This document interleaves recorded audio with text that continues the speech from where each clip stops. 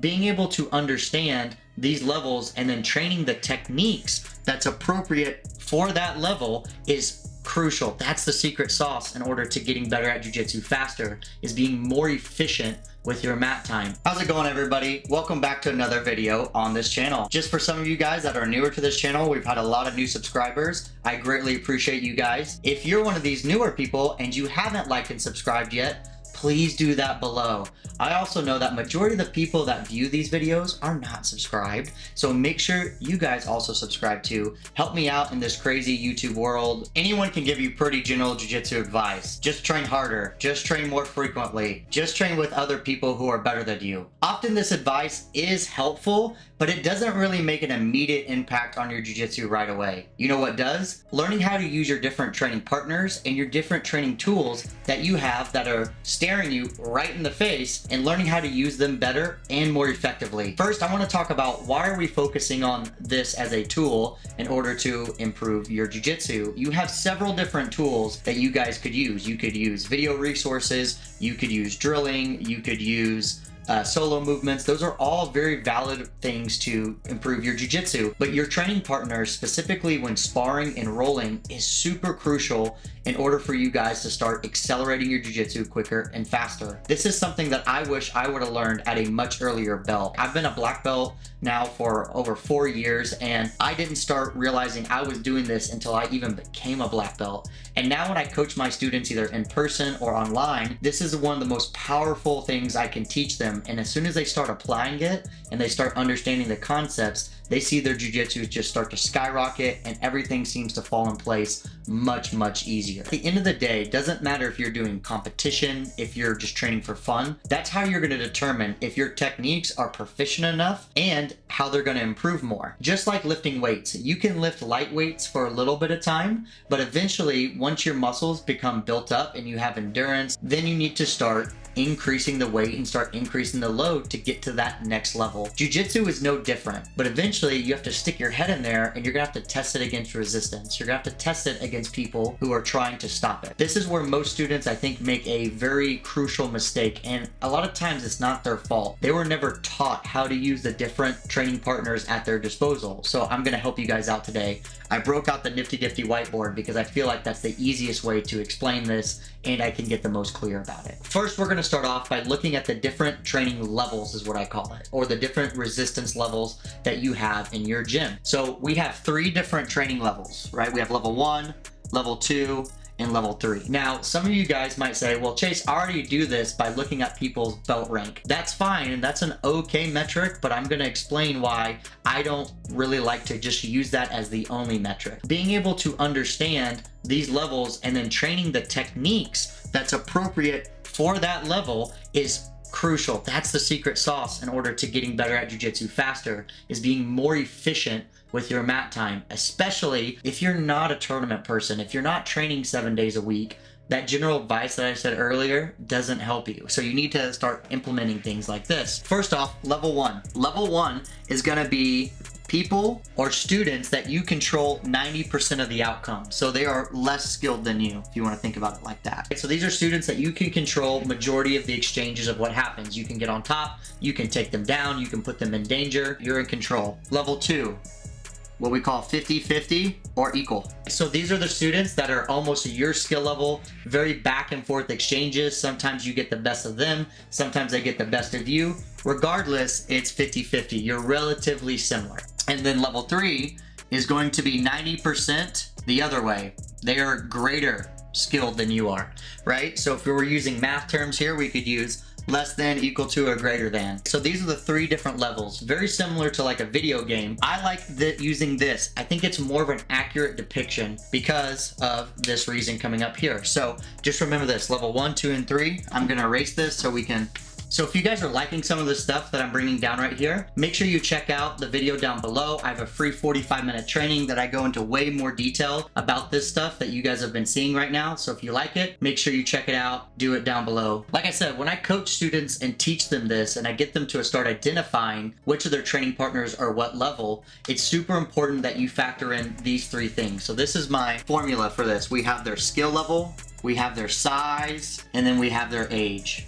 Now, skill level for now is going to be belt rank. I know some of you guys train at no-gi schools, maybe don't have belt rank, but it can be experience. But eventually, this is going to change, and I'll talk about that here in a second. Size and age. Now, you don't need to audit every single training partner that you train against and get their exact size and age, but we know the difference if they're 30, 40, 50, 60 pounds heavier than you, and we know if they're 20, 30 years older than you. If we did an example here of two blue belts, right? So if we did blue belt versus blue belt, right? Not black belt versus black belt, but blue belt versus blue belt, and we only had this piece of information, the skill, well, this is going to equal level 2, right? And this is what most people think about whenever they think about gauging their techniques or who they're training against, because in competitions, you know, you're training against other people who are your size, your weight, all of that stuff. So level 2. There's a couple key factors that we didn't include. We didn't include the size and we didn't include the age. And so why is that important? Well,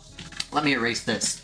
If we use an example of a student here, we're gonna call him Adam, right? If Adam, right, and he's 40, that's a profile that we have of Adam right here. Let's say Adam is grappling against Joe. Joe is also a blue belt, but now Joe is going to be 195 and is 25. There's a couple important factors that we need to measure here. Well, if we just did the skill, then this would be level 2 against each other. But because Joe is way bigger of size-wise, right? He has more size and he is younger. For Adam, when he's grappling, he might feel like Joe is an absolute terror or nightmare. He feels like Joe just dominates him and beats him all the time. So if we're trying to match this up for Adam, Joe might equal a level 3. And guys, I'm telling you, that's okay. Just because you're a blue belt of one another, because these two guys right here are both blue belts, you don't need to compare yourself to other freaking blue belts, right? Or other rank. Because age and size does matter. I don't care what anybody says, especially if you're the same skill. So this might be a level 3 for Adam. So when Adam is training, he needs to maybe train with Joe like he would be training with a level 3 training partner or resistance level, which here in a second at the end of this video, I will talk more about what I suggest you do against each training level. How do you train against level 1, level 2, level 3? If you make a poor job of identifying who your resistance level is and training level that you're training with, you're going to be set up for failure for a long time. You're going to be running your head into the wall over and over again, and training is going to become a lot less fun for you. I'm trying to help you guys out right now. So let's look at another example here. We have Adam here, who is a purple belt, but Joe, who's a blue belt. If we just used the skill level and you're thinking in general, well, purple belt is higher than a blue belt, in theory, Adam should say that Joe is a level 1. If he's easier than him, right, he should be a level 1. Right? The belts say so. But here's the thing I want you guys to start realizing. You're the one, you, inside your head, you're the one that determines a level, not the belt. Adam still has a hard time with Joe, even though he's a purple belt, because he is still much bigger and much younger. If Adam is not smoking Joe, if he's not controlling 90% of the exchanges and it's more back and forth, what would that be? Well, that's not a level 1 anymore. It's a level 2. So when Adam is training with Joe and he's a purple belt, he needs to train with Joe like a level 2. That's a big deal, because whenever you guys are sparring and testing new techniques or trying to train and trying to improve things, learning how to use these levels, how to use the techniques that maybe you're trying to improve or which ones you're working on or how you're using them for measurement against your different training partners is crucial. This is way better than just saying just show up, because now you actually have an idea of what you could try to be accomplishing against the different training partners and levels. There's a chance,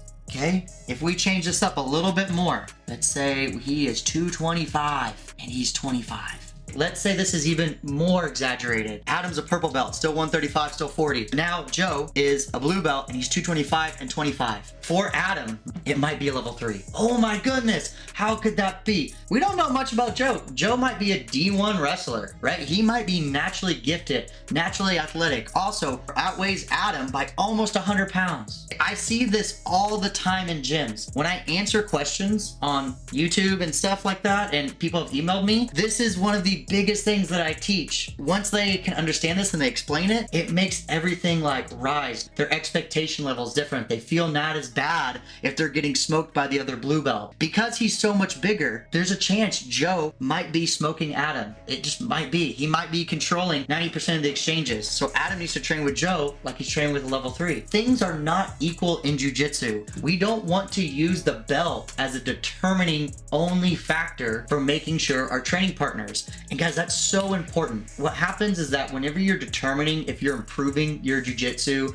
and you're trying to stay motivated, and we all want to see progress and we all want to start to see results, unless you're competing all the time, which majority of you are not, you're going to compare yourself to your other training partners. That's reality. When people say don't do that or stop doing that, I understand what they're saying, but once again, that's part of that low-end advice. You're gonna do it. But if you can adopt the resistance levels and understand how to train with those people, it doesn't make it feel nearly as bad, because these are reality. That it's going to be hard. If you're a purple belt, it's going to be hard to handle someone who is almost 100 pounds heavier than you. Because as you get more into jiu-jitsu and you start to climb the ranks and you become more skilled, you can handle more of a discrepancy between weight and age. It just happens because you have more skill, you have more knowledge, so this becomes less of a factor. But it's a big deal. Until you get over purple belt, which majority of you are not, there's a reason why there's not many brown belts and black belts roaming the earth, because most people quit before that. And I'm sold that this is one of the main reasons why most people quit, because they don't understand how to use their training partners wisely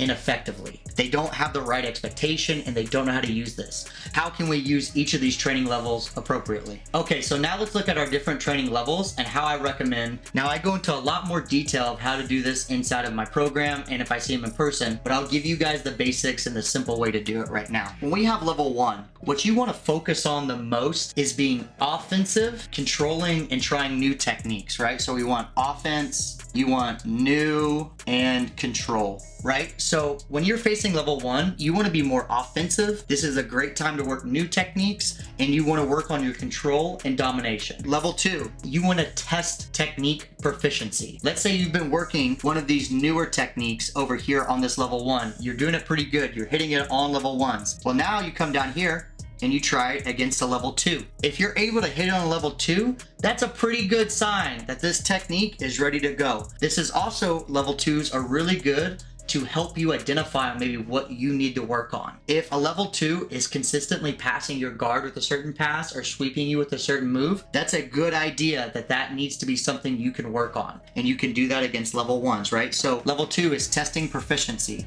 So we're just gonna write test. So you can test proficiency. Level 3, a great idea is to be more defensive and to be more kind of conservative and see what's going on. So being defensive, start what I call move stealing. So whenever you start training with level 3, so if you're the white belts and you're training with most people in your gym right now, start being more defensive minded and start move stealing. Start seeing what they're doing. How are they putting you in these positions? What are the things that you're commonly getting caught in? And once you can start addressing that, and then eventually you start training with level 1 students, you can start working on those fixes right away. I also go way more into detail about this stuff in my program online. So if you guys are interested in working with me right away, there's another link down there where you guys can fill out some information. I only accept people via application because I want to make sure that you're interested in putting in the work and that I can actually assist you. So if you're interested in that kind of stuff, make sure you guys check out that resources below, and then I'll see you guys next time. Take it easy.